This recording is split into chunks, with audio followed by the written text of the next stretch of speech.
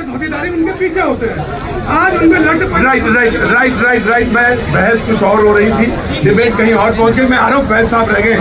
आइए फैज, आ रहा हूँ। अरे तो बोल रहा था और कौन ऑडियंस नहीं बोल रहा था। हाँ जी, मस्त आदमी यही है ना, फैज साहब बहुत मस्त। भारत माता की जय, वंदे मातरम। देखिए भैया, बात ये हो रही है कि संवैधानिक सबसे जबरदस्त पदों का आदमी है अपमान किया जा रहा है, या उनकी महिमा को कम किया जा रहा है, या उनकी गरिमा को कम किया जा रहा है। मैं ये कहता हूँ कि संवैधानिक पद को दूर, संगठन के पदों के साथ भी क्या किया गया आप समझिए।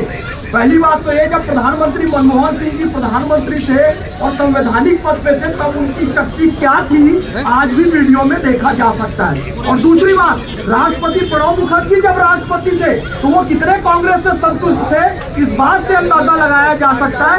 जब राष्ट्रपति पद से हटे तो संघ के तृतीय वर्ष के कार्यक्रम में मुख्य अतिथि बनकर गए, RSS के तृतीय वर्ष के कार्यक्रम। ये कौन सी पार्टी के हैं? आज भी मल्लिकार्जुन खड़गे की क्या दशा है, संवैधानिक और पार्टी के पदों की कैसे गरिमा का हनन किया गया, और अब संवैधानिक पद की कैसे महिमा और इज्जत रखी जाती है वो देखिए।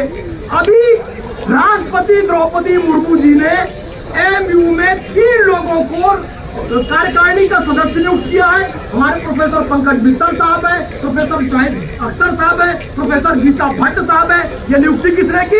राष्ट्रपति ने की। राष्ट्रपति को यह स्वतंत्रता न केवल संवैधानिक बल्कि वास्तविक रूप से मिली गई। अब दूसरी सेंट्रल यूनिवर्सिटी है साहब। हाँ, तो यही तो कह रहा हूँ ना, वास्तविक शक्ति दी गई ना। प्रधानमंत्री जी अपने जाके तो खड़े नहीं हो गए ना। उस समय जब मनमोहन सिंह जी प्रधानमंत्री थे और प्रणब मुखर्जी प्रधानमंत्री थे तो क्या होता था आप समझिए, आप सुनिए। पार्टी में कैसी इज्जत की जाती है।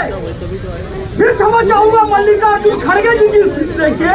और जब नितिन नवीन अध्यक्ष बनते हैं तो मोदी जी सहित समस्त मंत्रिमंडल जाता है, ये कहता है ये मेरे बॉस है और हम इनके मार्गदर्शन पे चलेंगे और हम इनके कार्यकर्ता। ये होता है संगठन के पद की इज्जत, संवैधानिक पद। राइट जी, मैं कांग्रेस जी बहुत बहुत स्वागत है गौरव, बहुत बहुत स्वागत है आपका। आप कोई बात नहीं, अरे वो तो होता है, मैंने बोल दिया था। मैं देना चाहूंगा 2015 का जो उदाहरण दिया, बताना चाहता हूँ। हमें लगता था कि महाभारत राज के साथ ही दुर्योधन दुशासन जो है उसका अंत हो गया, लेकिन आज पता चला दुशासन के वंशज आज भी जिंदा है। दुशासन ने द्रौपदी का चीरहरण करा था, इसलिए हम भी करेंगे। 2015 में अगर जलन करा गया था तो 2026 में ये नहीं जलन करेंगे। कितना बढ़िया इसका उदाहरण है भाई साहब, कितना बढ़िया उदाहरण है कि 2015 में स्वामी उत्तराखंड के साथ जलन करा गया था, तो आज इन्हें भी अधिकार मिल गया जलन करने का। और जिनकी बटुक की बात कर रहे हैं, 200 बटुक उनके साथ में थे, उनके लिए उनकी आवाज उठा दी गई। और उसके बाद एक वो सदुआ बाबा गाड़ियों को लेकर सज्जन 9 तक गया है, दूसरे राम भद्राचार्य।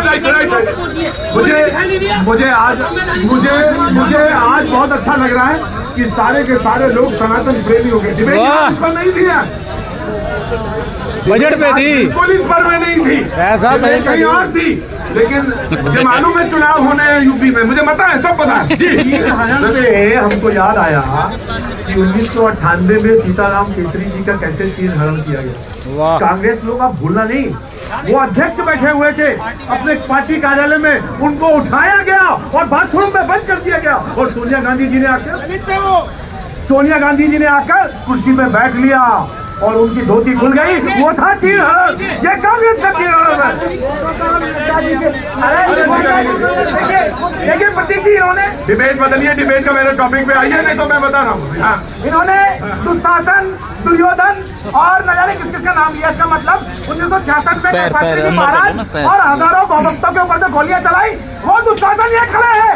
उसके अलावा 2015 में किस प्रकार से अभी मुक्तेश्वरानंद जी को लाठियों से पीटा गया, ये दुशासन ये खड़े हैं। और एक बात, जो हमारे राम भक्तों की सिरों में गोलियां मारी थी, ये कुंभकर्ण और रावण ये खड़े हैं। और आज ये गले में नामी डाल के वोट मांगते हुए सनातन के नाम पे अपने कटोरे में क्या तो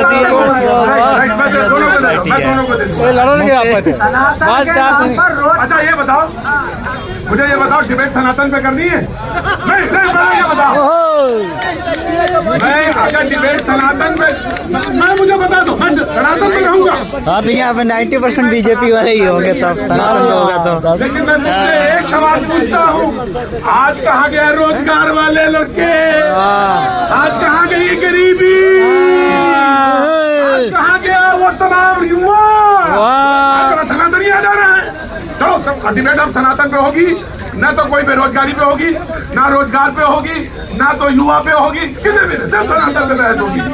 इसलिए सनातन पर बहस होगी कि सनातन के नाम पर, गौ के नाम पर जो लोग सत्ता में आधे आसीन हुए, उन लोगों को देखो कि बीफ के मामले में नंबर 1 पर हो गया स्वर्ग में।